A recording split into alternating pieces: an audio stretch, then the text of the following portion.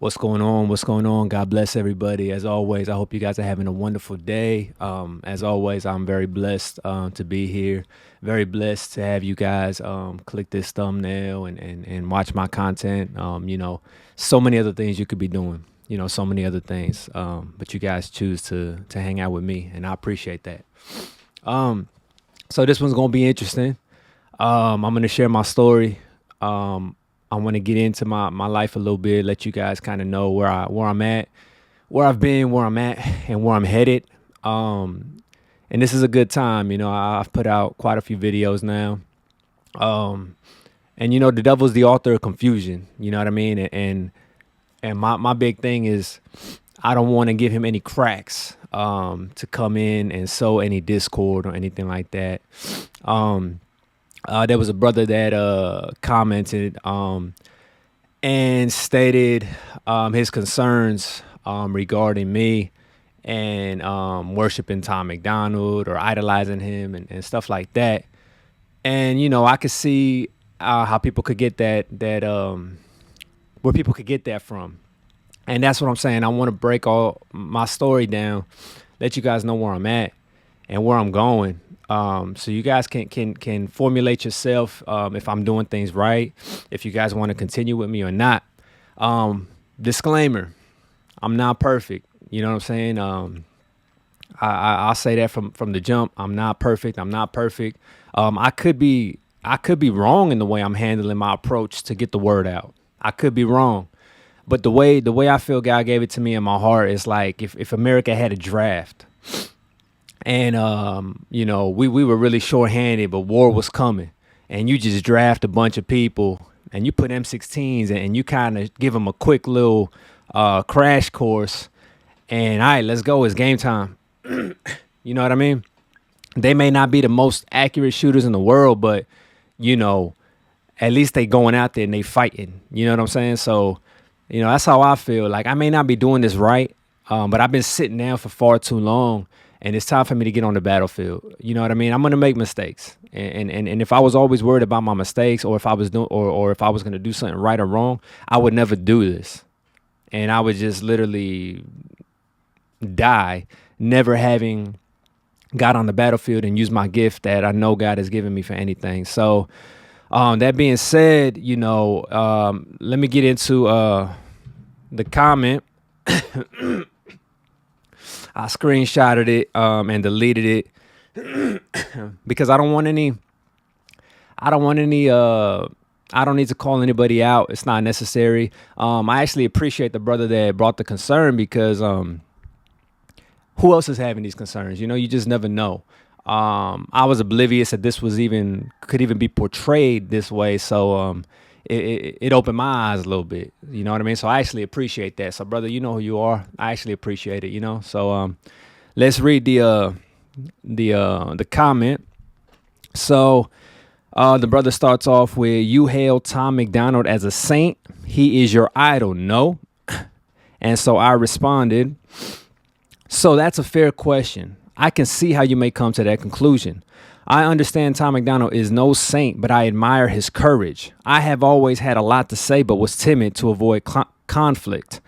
I am growing and learning to lean more on Christ. Thanks for sharing your thoughts. God bless." So then recently the brother came back. His courage to do what specifically? Tom McDonald has never mentioned Jesus in any of his songs.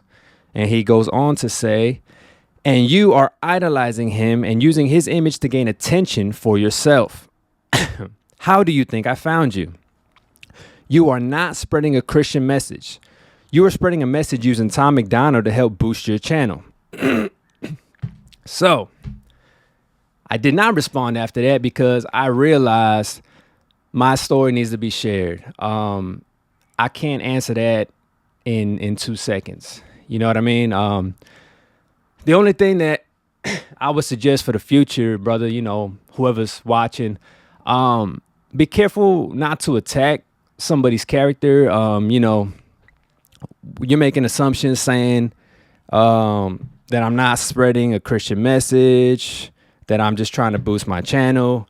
And I mean, you're entitled to your opinion, but to make an accusation like that is, in my eyes, probably not the best approach. But I don't know what your intentions are, or what your thought process was. But I'm gonna take it as innocent. That you didn't mean no malice by it, and I'm gonna address this, and I'm gonna share my story, and hopefully by the end, you and whoever else may be having these concerns can see where I'm at, where I was, where I'm at, and where I'm going, and make your decision from there. You know what I mean? So, like I said, I know I'm not gonna be perfect, and I'm not, whether this is right or wrong. You know, I don't know. I don't know. I'll be honest with you. I'm just taking it step by step. I'm trying to use my gift, and let's get into my story, and you guys can decide for yourself.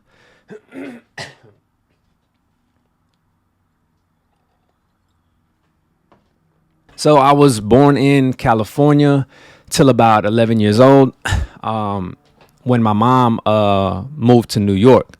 So my mom and dad had a little bit of a rocky relationship. My dad was into some things, drug related things, stuff like that. There was always some rockiness going on.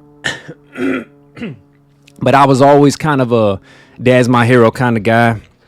I always, he could never do no wrong. He was kind of my rock, my Superman. So I always fought to be by his side regardless of the situation. So this is going to be in a nutshell. So you're not going to get everything. Um, so just know that, as we proceed. So one day my mom had enough, and she decided to leave. She had originally come from New York, so all her family was in New York. New York, her mom, her dad. So she decided to go move in with them. So her, my brother, and my sister took that trip. I stayed behind. She wanted to take me. I didn't make it easy. I fought. I kind of knew in my heart, like, hey, if this happens, I ain't gonna see my dad no more. You know what I mean? This is it. Like I could see what was going on. So I fought, and I actually stood behind. Well, a couple months went by. I'm in Cali. My mom and siblings are in New York. Um, you know what I went through in Cali and all that. That's for another story. But my mom's eventually took my dad back and gave it another chance.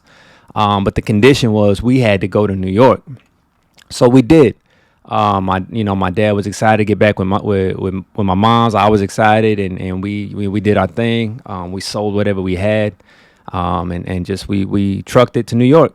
Um, so from about 11 on, I spent the remainder of my time in New York, um, up until I came back to San Diego. So we'll get to that. So we go to New York. My grandmother and grandfather are very, very religious people. Like real devout Christians, Pentecostals.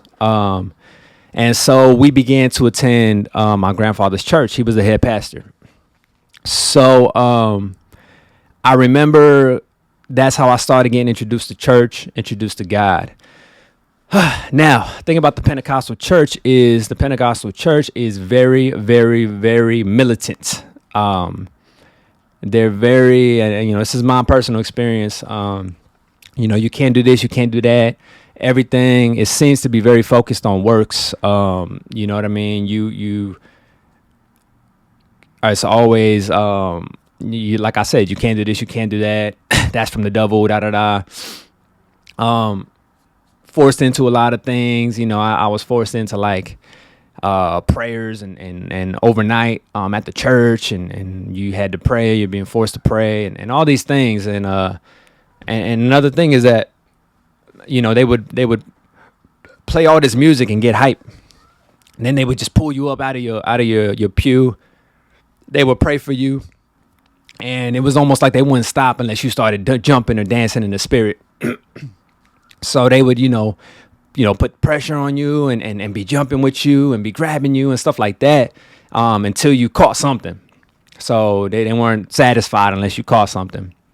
So eventually I rebelled. I couldn't. I was so frustrated that everything I did was wrong. That everything was sinful, and I was always being called out on faults and stuff like that.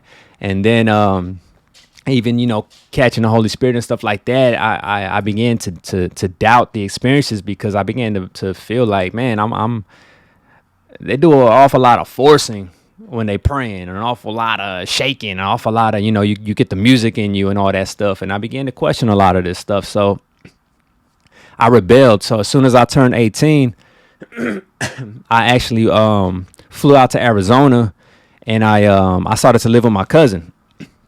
So mind you, I always had a curiosity about God. So I didn't necessarily run away from God. I ran away from the church. I didn't like how the organized church was handling things.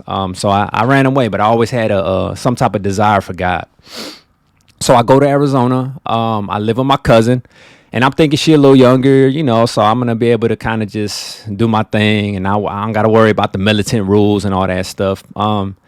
I actually started getting into trouble, doing things I wasn't supposed to do, staying out, coming home super late, causing my cousin a headache, and just I was pretty messed up. So it didn't work out. Eventually, I had to pack my bags and I had to get out, and I had nowhere to go, so I went back home. I went back to mom's, and all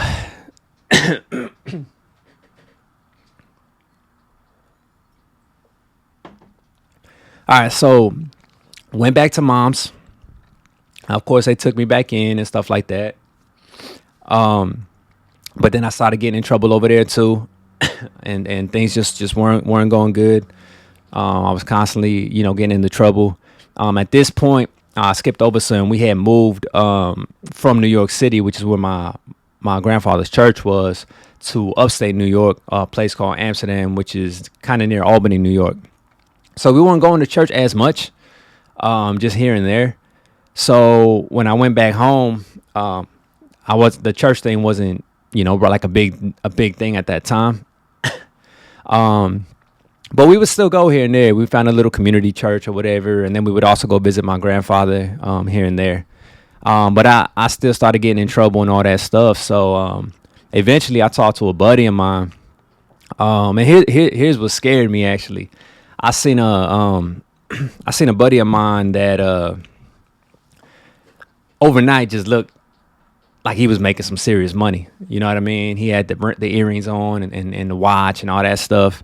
And it was kind of a small little town, you know what I mean? So people kind of get suspicious real quick. So I kind of pulled him to the side. Hey, my man, what's going on, bro? Like, what kind of job did you get? Because it's a small town. Ain't many jobs. I knew all the hot places to work and all that. I think the biggest spot was like a pen making shop that I actually got into. And I sucked at making pens. So I was like, dang, this ain't working out. But this guy was making some serious cash. So he pulls out a wad of money and all that. And I was like, oh my goodness, like that's crazy. And he's like, bro, I could hook you up. I was like, get out of here for real. And of course, he was selling drugs and all that stuff. And what scared me is that I went home that night and I began to think about it. And I was never about that life. You know what I mean? I never had any desire to do anything illegal and stuff like that. So that scared me. And I realized that I was changing. Something in me was changing, and I didn't like that. So I spoke to another buddy of mine, and he told me that he was just talking to a recruiter with the U.S. Navy. And he was like, man, this guy's so cool, whatever. Like, I know what you thinking or whatever, but it's actually pretty cool, man. You should just come check it out. And I was desperate enough. I wanted to get away from the nonsense. So I spoke to this recruiter, and I ended up signing up with the U.S. Navy. I signed up, and in about a year and a half, unfortunately, I got out on a medical and all that. So, it was short lived. But that's how I found San Diego, which is my current residence in Cali. So even in the military, I would go to church here and there. Like I told you, I always had a desire to get close to God. I just didn't know how, and I just didn't really trust the church because of what kind of stuff I share with you. I even had a brother in my what do you call that, my school. So you go to military, you go to boot camp, and then after that you go to I think they call it A school. I forgot. It's been a while. You go to a school where you kind of learn your trade for a couple months. So I was in Mississippi for a little bit, learning my trade, and I was with four other brothers, and one of the guys was also a Christian. So it was kind of a blessing, So I would talk to him about God a little bit, and I was always trying to get my fill, right? So things get kind of bad. I end up getting out on a medical, and I ended up getting out on a medical, and they stationed me in San Diego, so that was my home base. So they flew me back to San Diego, and I had to stay there for a while while the paperwork gets done, and I had to go to they call it CAPS class. You get back to civilian life class and all that type of stuff. So as I was waiting there, I go to the military basketball court, and I meet this brother, and he was a Christian, and he began to tell me, we just started chopping it up, and he began to tell me that he's having this poetry night, and it's gonna be really cool and everything, and that I should come or whatever. And I was like, oh, that sounds cool, man. Maybe I will, And then he was like, but you wouldn't happen to know anybody that does poetry, right? Because I'm still looking to fill up the roster a little bit.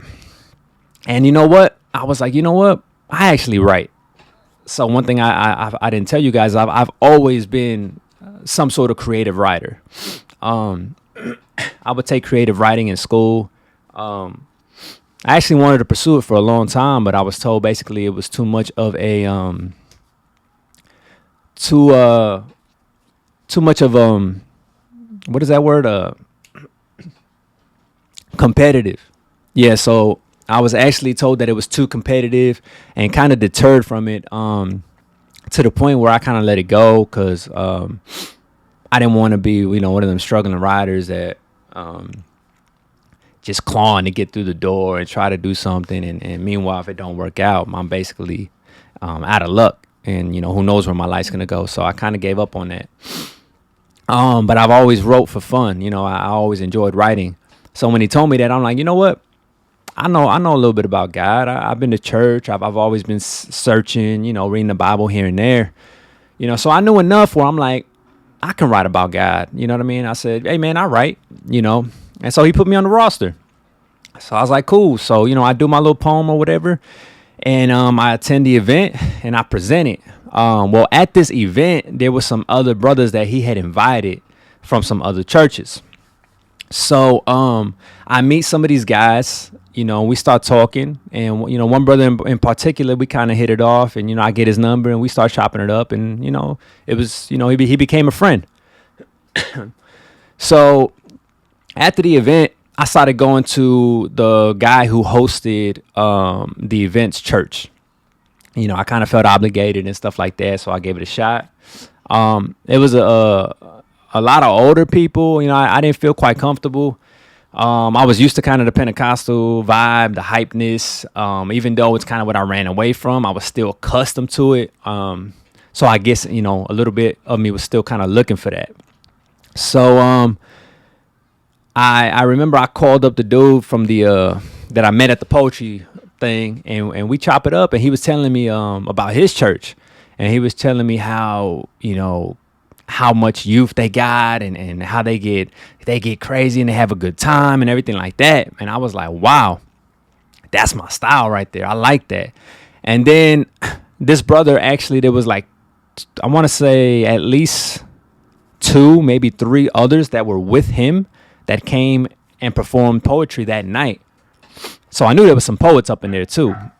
So I felt more like, you know what? I think this is my spot, and I went and I checked out the church, and sure enough, yeah, the church was hype. It reminded me of the Pentecostal church. this was not Pentecostal, it's non-denominational gospel church, but they got like the same vibes, the same hypeness and stuff like that. But over time, I started going there for quite a few years. I actually met my first wife there. Um, so I met my first wife there. She was all in, and I kind of fell in, and I became part of that. And my issue with that was kind of like the same. Um, I began to feel like my questions weren't really being answered.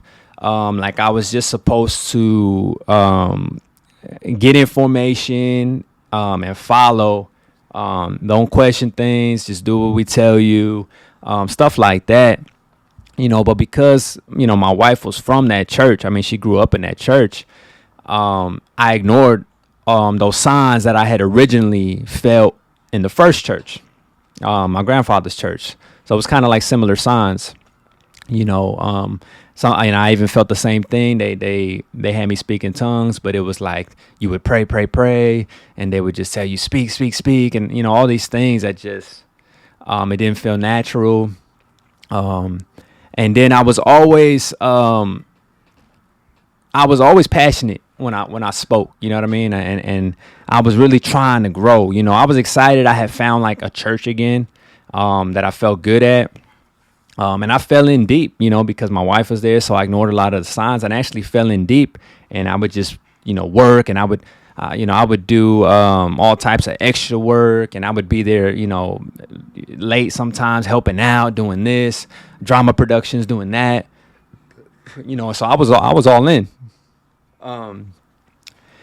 And to the point where I felt like I didn't even know God. Like I was just so distracted and caught up that it was never really any real peace, in the household and myself. As long as I was at the church, it was all good though, because I felt a sense of purpose and everything. But if I wasn't working on something church related, I didn't know what I was doing. So, all right, let's fast forward a little bit. So my first wife, she passes away from cancer, as I've addressed in another video. I go through a depression a little bit. I start getting frustrated, angry at God, stuff like that. And then I shared this testimony already, so I'm just gonna speed through it a little bit. But after a brief time of mourning, I tried to find someone else to fit that void. I tried to force it. I dated at least 7 women, just dating. No, sorry, now it's not working out. Split up, dating, not working out. So then I find my current wife in a restaurant, in a little fast food spot. I find out she lost her first husband. I lost my first wife. We start hitting it off or whatever. And then, she started coming to my church. We get married and everything like that. Well, now that my first wife's out the picture, and she was the one that was really tied to the church. So now that she's out and my current wife is not so tied, I was able to think a little more clearly. But I was still in so deep. You know what I mean? When you're doing something for so long and you get caught up, you can fall into a hole. You know what I'm saying? So I was so deep that I started feeling like I felt with the Pentecostal church, like, something don't feel right, whatever. But I just couldn't, I couldn't pull myself away. I was in so deep, and it took a lot of time.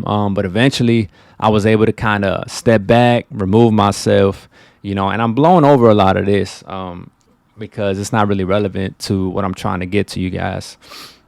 We could talk about it another time, but for now, I finally pulled myself out of it. And then me and my family begin to have home Bible studies, and we begin to try to find Christ on our own, because now I'm at strike 2, and I'm like, what is going on? Like, where are you, God? Like, why is this not natural? We will be told, to smile because people need to see that you're happy, and how are they gonna want what you say you have? And I would always wonder, like, yo, the question is, why are we not genuinely smiling? The fact that you got to tell us, you know what I'm saying? Like, I don't think I would look at my daughter and see her sad and be like, you got to smile and be happy here. You know, I'm going to find out what's going on. Let's talk, you know? So I feel like there was just a lot of weird stuff going on. And that's just my personal feelings on that. So, you know. So, where do we go from here? So now I'm soul searching. I'm trying to find God for my own. I'm trying to grow, and I really don't know what to do. I'm in unknown waters. You know what I mean? I'm alone. I got a lot of gripe with the organized church and how they did things. I'm wondering if what they shared with me was accurate information, and all these different things. You know what I mean? So yeah, we start going to church for ourselves, and just trying to do our own thing. We ended up going to another church also, and I was hesitant to really get involved because I didn't want to fall into, you know, now I'm very suspicious, and I don't know. I don't want to give myself fully in, if I'm being quite honest, to any organized spot. So now we get into my writings and everything like that. So, like I told you guys, I've always been very forward in the way I speak, especially if I'm passionate about things. Well, I was kind of muzzled a lot, told not to share certain things or whatever, and that I'm too, I get too excited or whatever, and I never felt really nurtured in that department. So I kind of developed timidness, and I ended up, I've always been kind of a people pleaser, and trying not to cause any conflict and everything like that. So which is what I'm kind of doing here too, like the brother that brought this up.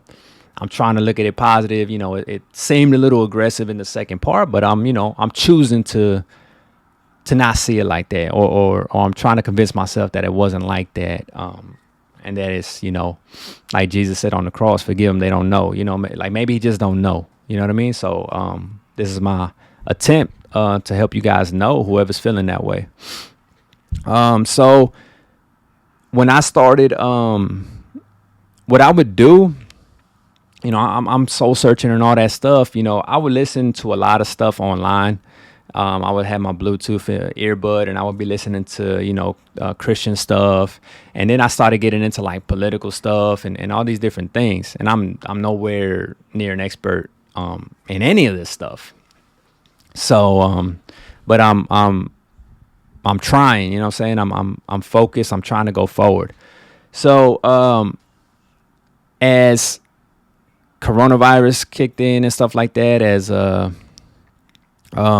riots, all the racism discussions, all the hatred, the division, all this stuff I began to see happening, I began to get a sense of, oh my goodness, what world are we living in my spirit.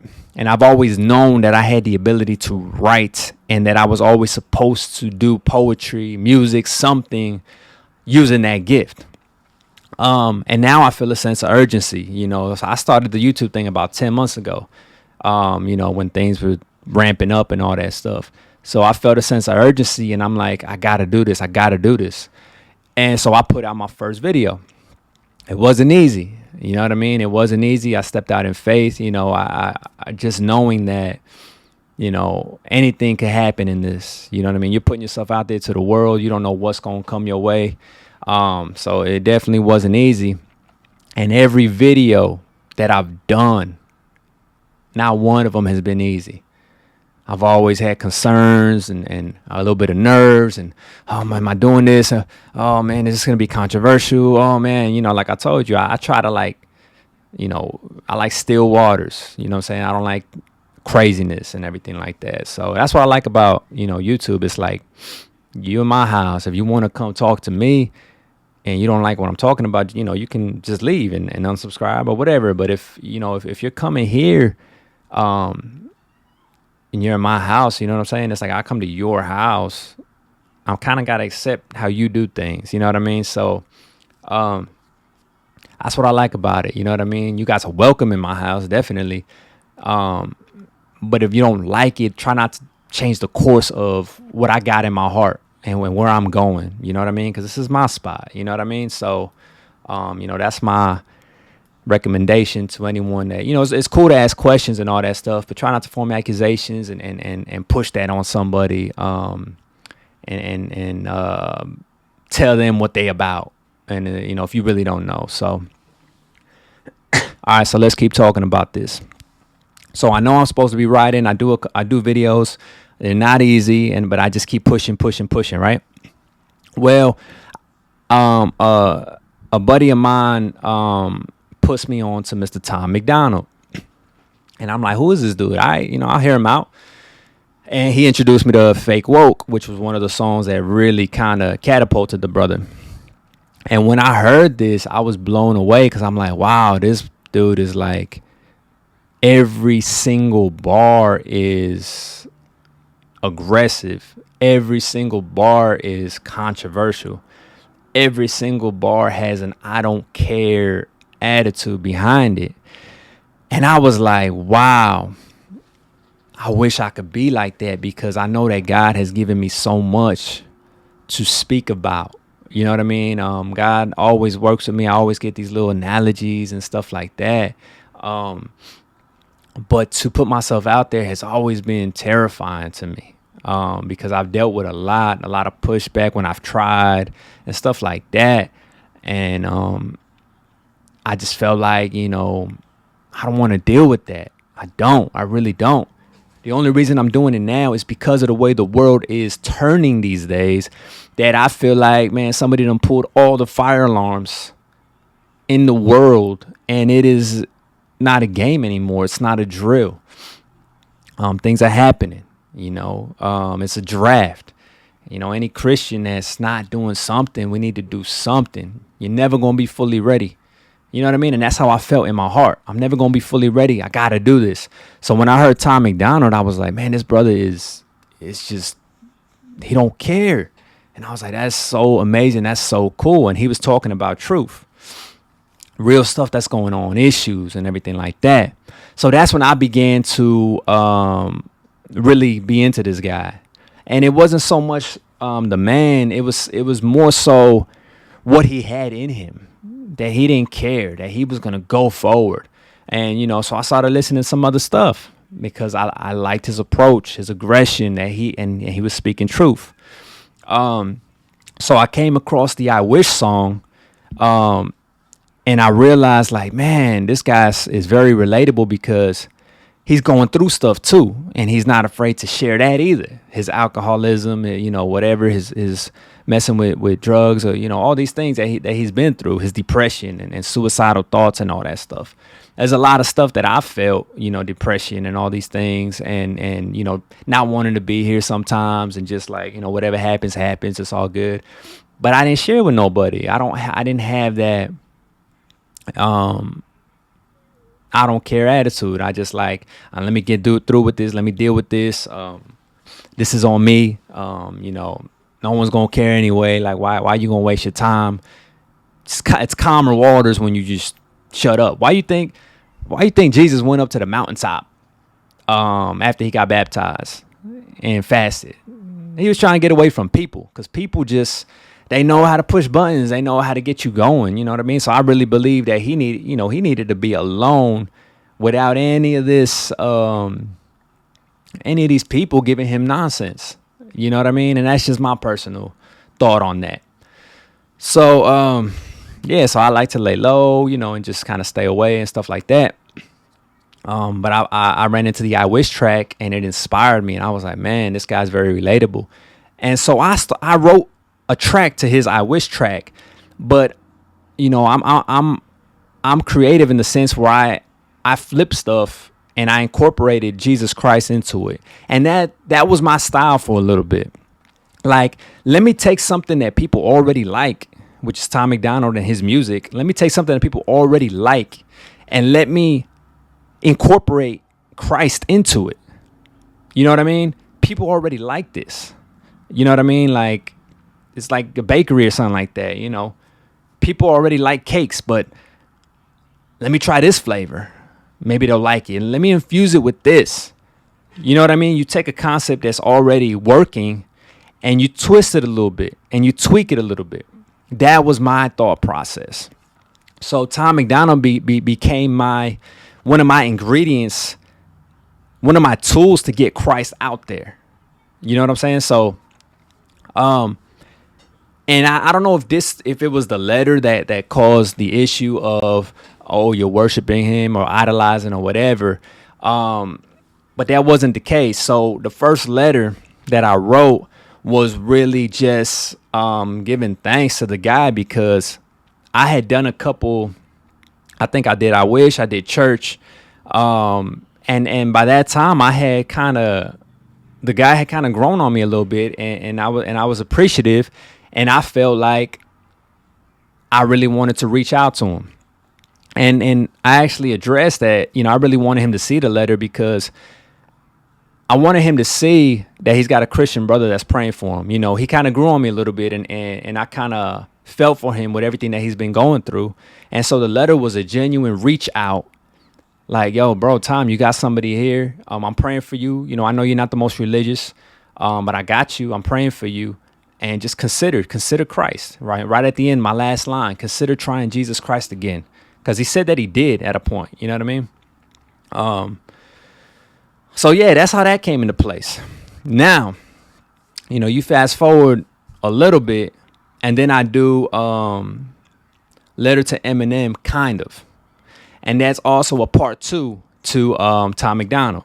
So I'll be real with you. The number 2 was because I saw how well number 1 did. So, but it's like if you see, something selling so good, if it ain't broke, don't fix it. That's how I saw it. So I said, man, this is doing really good. People are getting drawn to the channel by this. And yeah, I am trying to grow my channel. I have things to say. I know that there's a sense of urgency going on. I know that God needs to touch people, and I want to get people here by any means necessary. And I want to do my part. You know what I'm saying? Am I doing it right? I don't know. I do not know. Okay. I'm not perfect. Paul, the Apostle Paul in the Bible says I'm the worst or I'm the least. I don't feel nowhere near close to who the Apostle Paul was. So if he's the worst, y'all already know where I'm at. But the Apostle Paul wrote letters, Corinthians. He did his thing. He went out. He didn't let that slow him down, right? So it's not, whatever you guys want to think. I mean, that's on you. And like I said, I could be doing it wrong, but I'm doing something. And that's what it's all about. We got to rise up and do something, you know what I mean? And move forward. Tom MacDonald became a tool that I utilized to reach an audience and guide them towards Christ. Whether that was right or wrong, I don't know. But that's the reason that happened. That's a little bit of my story. I hope it answers some questions. You know what I'm saying? I got love for you guys. I really do. I'm going to keep pushing forward. I'm going to probably start writing my own tracks. I got a brother that's giving me beats and all that. And we're going to keep pushing forward. You know what I mean? And I'm going to do what I feel is best to push Christ. And I know I'm going to get pushback. This could have been a test. Maybe guys put me through a test. I don't know. But I'm going to keep pushing. Mindset. Bold as a lion. You know what I mean? So I'm going to keep pushing forward. And hopefully one day the roar is great, and people can feel me and people can feel Christ through me. And with that being said, much love. God bless you guys. Until next time. Love you guys.